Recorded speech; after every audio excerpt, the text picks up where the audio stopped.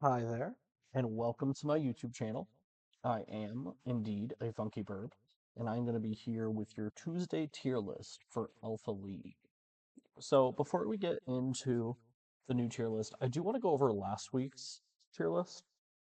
So, last week when I put up the tier list, I was still very new. It was more like a first impressions tier list. And now I'm not going to pretend like I'm an expert at the game, but, you know, I'm almost cosmic. 100 games, 86.5% top 4 rate, almost a 30% win rate. Like, not bad. Like, I feel like I have a grasp of what's good and what's not good, more so than I did last week. So, last week, we put Jenny as the best character in the game, Cole as a flexible, tanky drain tank, Aloya, that made up our S tier. All very broken. Spoiler alert, not a lot of movement in the S tier.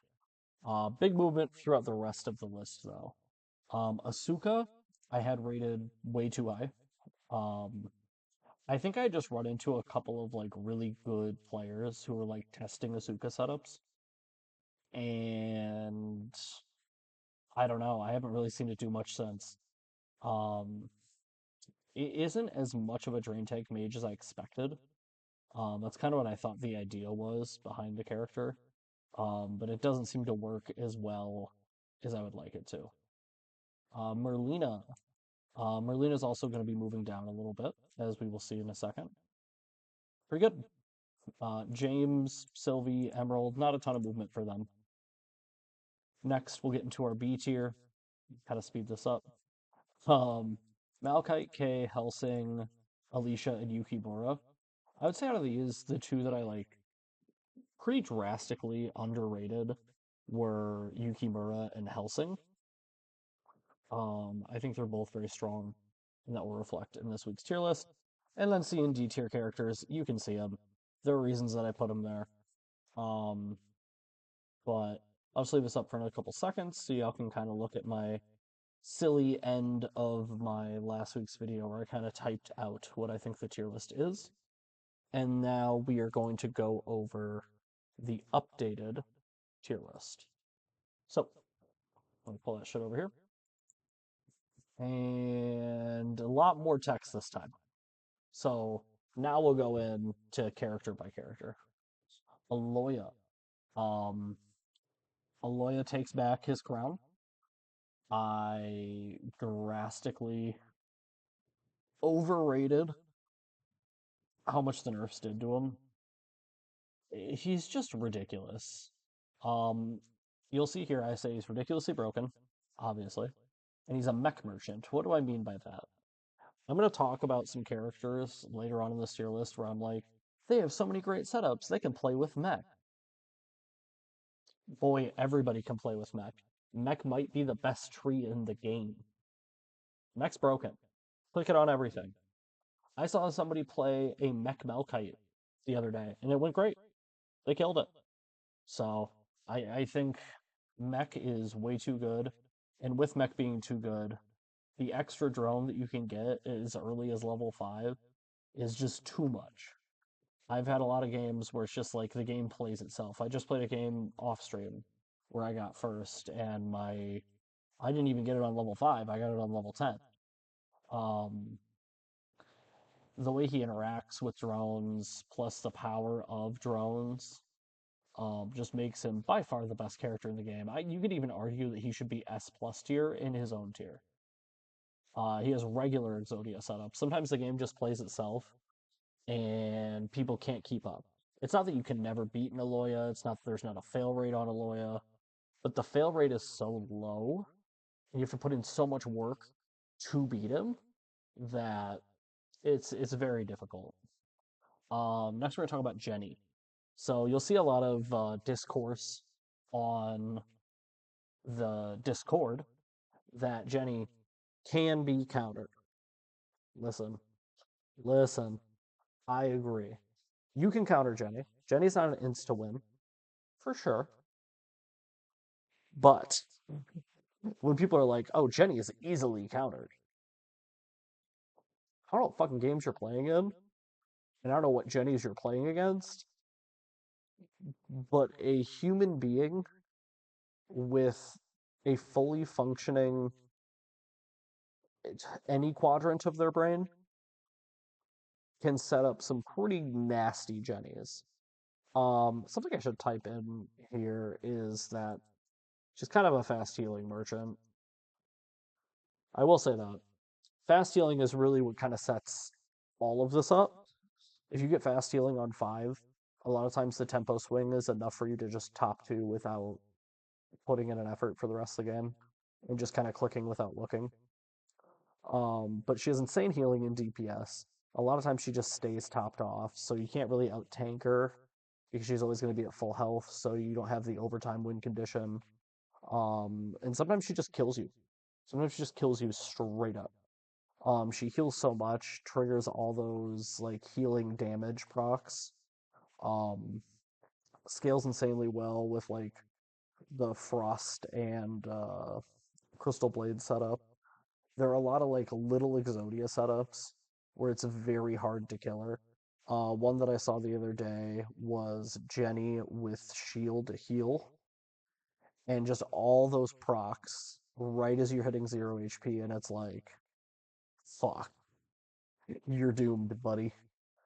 Um, but yeah, no, there's just like a few Exodia setups with her. I wouldn't say it's as much like Aloya, where if you just click all the mech stuff, that's your Exodia setup. Woo. You need all the mech stuff and like one other legendary. Um oh, one more thing. We're just gonna go back to Aloya for 5 seconds. Don't pick crit ult into this. It gives him another mech. That's it. It's just don't pick crit ult into this. He'll have 4 mechs at the start of the fight. You're fucked. Don't do it. Anyways, but that was pretty much everything I had to say about Jenny. She's just really fucking good, and it doesn't require much effort to play. I just don't want to hear she can be countered because technically every character in the game can be countered. Let's not be stupid. Cole. I still think he's underrated. Now, I will say he's a bit of a noob smasher. I do put that in here. Very tanky, but the big thing about him is he's super consistent and he's flexible. There are spell coil setups, there are mech coil setups, there are HP coil setups, I've seen weapon coil, I've seen crit coil, I've seen freeze coil, I've seen dodge coil. You can just kind of click stuff on him. Actually, one of his best setups is any of the spiral artifacts, and you just click random all game, and sometimes you'll just get 2 to 3 legendaries, and you're just unstoppable because you're getting levels, which Cole really likes levels. He has great traits. Um, and on top of that, you're just getting more skills. Usually either at a discount or you're cheating XP on the trees. So I think that Cole is just really solid, and I think he's underpicked. I'm seeing him more now that I'm playing with better players on average, but I still don't think he's picked enough. I do think he belongs in the S tier with these characters. Moving on to the A tier. The new king of the A tier is James. Partially because I really overrated Merlina and Asuka. Partially because James is really solid. Um, he's a DPS machine. He can either blow you up right away or kill any tank. He is surprisingly flexible. I've seen mech setups. I've seen dodge setups. Obviously weapon crit, very solid. I've even like toyed around with spell setups. I've never clicked on Hex, but I don't know if it works on him. I would assume it's just when you cast, but I've worked on like spell blade setups where you get a bunch of attack every time you cast, and that combined with all the attack speed, he's really good. You'll see that I say don't pick in frost lobbies. You might think Why not also put evasion on this list? Well, one, James has a trait that just knocks off 20% evasion. Beautiful. And you just click anti-evasion. I actually won a game the other day on stream. Maybe I'll upload it. Let me know if you want to see that. Where I just clicked everything anti-evasion, and it was like close, but it was a full evasion lobby, and I just rolled with James and ended up winning at the end of the game. Um, Next is Emerald. I think Emerald, it's one of those things where he looks like a total noob character, and to some degree he is. He's very easy to play, but he's just really consistent. He's incredibly flexible. He's another one that's really good with all random, but just he just scales. He just scales throughout the game. He works great with weaponry. He works great with spell. Uh, he works great with obviously HP. Crit's good on him. Like he just gets there in the late game a lot of the times. I will say when you play Emerald, you should probably lean into the loss streak early. I've seen some people try to like early buy on Emerald to like offset the loss streak. Just get your gold, get your pick off of Carousel, and then usually around like stage two, maybe after Carousel on stage two, that's when you can start making big pushes to hit like level 5, level 10, etc. Uh, the only situation where I would really try to play semi-aggressive on Emerald is maybe if you're on the level 5 lobby and you get Ruby. I think that's the one that gives him a bunch of HP. That one it might be worth. Um, because if you're taking that flat value in the early game, you do really want to be win streaking. So I think Emerald very consistent, very flexible. Play some Emerald games. Yuki was a big miss for me last tier list. I had him in the top of the C tier, bottom of the B tier. So didn't really work out that way. But Yuki is a DPS machine just like James. He actually has a good to great early game. A lot of times you just kind of win in the early game because of the extra 2 damage. He does have one-shot setups. Um, he has great one-shot setups.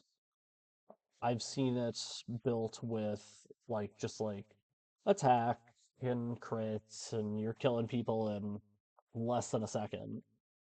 I've also seen spell crit setups, which are really sick because he just ults instantly into the fight. You're hexed, and you're just taking like 3k, 4k damage. So he's very good at one-shotting people. Um, Also, Mac Yuki's really good. Don't tell anyone. Um, but yeah, Yuki's very solid. Sylvie, great scaling. I stand by that. Great traits. Now that I've understand how her trait works, the one where she casts her ultimate and gets another proc, it does reset your passive. I'm like 90% sure. And then you combine that with the one that gives you +3 on your passive. It just makes some of these dodge setups ridiculous. Um, Dodge weapons, solid. Dodge crit, solid. One of my favorite setups right now is actually Dodge freeze. It sounds counterintuitive because they're attacking slower, but they're attacking slower and you're dodging almost everything because you're not attacking slower. And they just don't move, and you just slowly to quickly kill them. Not to mention, in the later games, you can get set up to where you're getting extra attack speed or MR or ultimate boost. Sylvie does a lot. Sylvie's very solid. Um, Now you'll notice I have a B plus tier, and Helsing is by himself, and that's because I didn't know if I wanted to put him in the A tier, but I've been playing a lot of Helsing, and he's fucking good. I will say sometimes it's hard to close out the game on him, but like Mech Helsing, phenomenal. Um, you can rush curse on Helsing, phenomenal. Attack Helsing, phenomenal. Crit Helsing, okay. Spell Helsing, if I haven't said it already, phenomenal. Especially if you can get it with like the spell. I played a game earlier where you have the spell setup, you're hexing people, you're healing. I think I went second that game, but I was like second to a crazy Aloya setup. So, Helsing, very underplayed, very consistent, very flexible. Yeah, I understand that not everybody can play him because they haven't been able to afford their first hero yet. Play some Helsing, man. Helsing's really fucking good. That's my advice. Um, Down here in the B tier, Maokai could move up next week. I think I might. He's like the most likely of the B and C tier to move up to A tier next week, and maybe like kick out Sylvie or kick Helsing out of B plus, whatever. He's very beefy. He's very high DPS. He's very solid. Um, but you really need to get HP on him. He's a little less flexible than some of the people above him.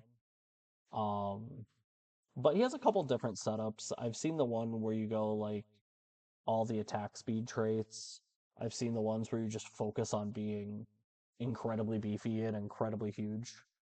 Um, and no, I think Malphite is just really, really solid. Alicia, not much has really changed. She has an Exodia setup that like Giga Freeze, you can never move, I'm going to kill you 4 seconds into the fight setup, and it's great. Still very, very, very good. She still kind of has a tragic early game, at least from what I've played, but she's just solid. Also works well with that dodge freeze setup. It's not an Exodia setup on her. You're gonna have a hard time closing out the game, but it still does really well. Most of the Exodia setup is spell plus freeze, just get a million freeze stacks, kill people with the freeze ultimate.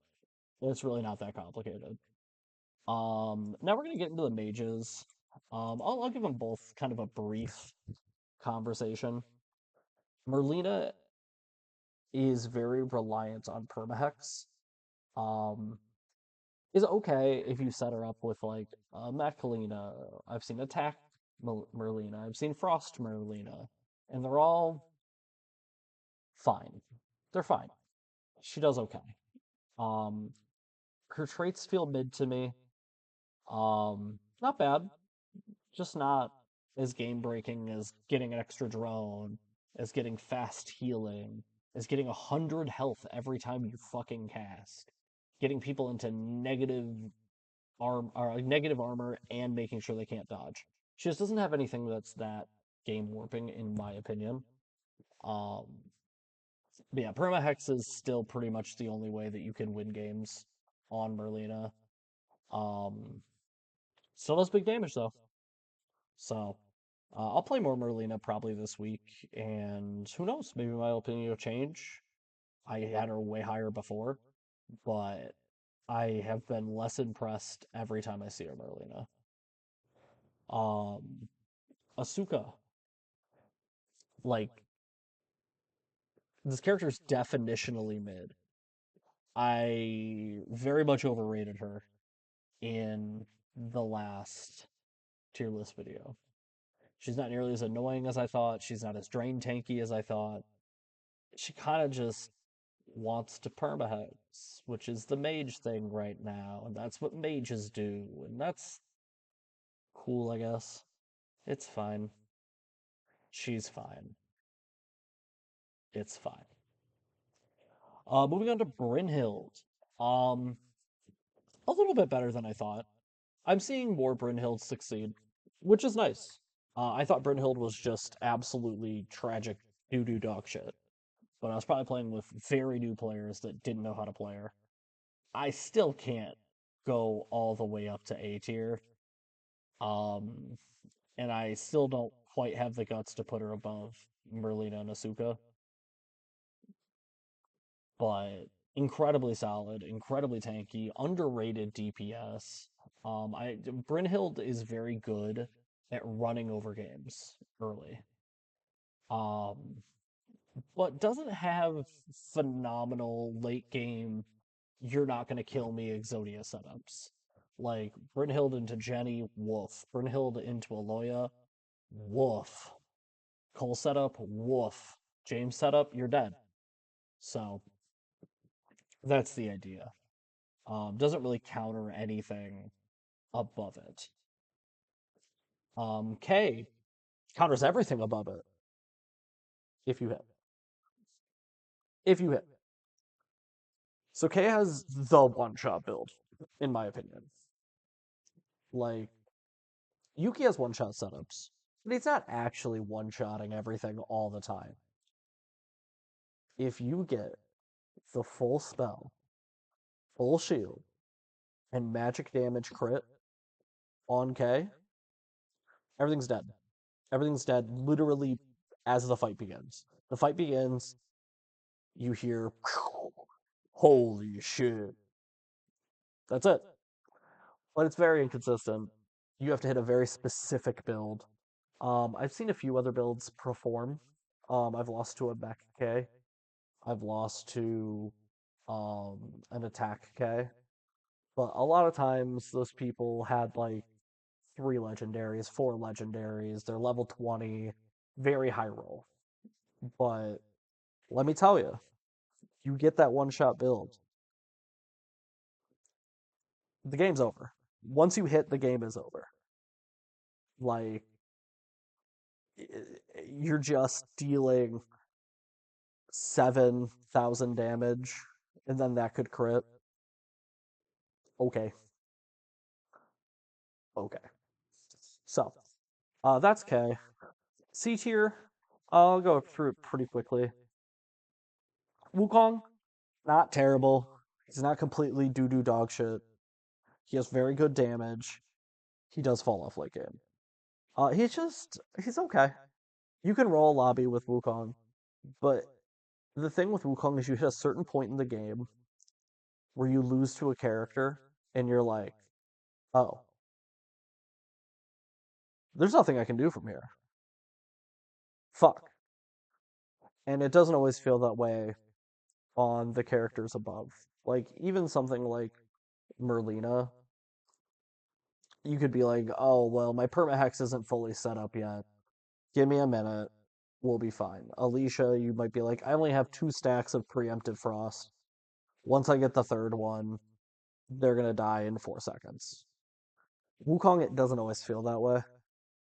Um, I think in the late game, a lot of the times, he just feels really underwhelming.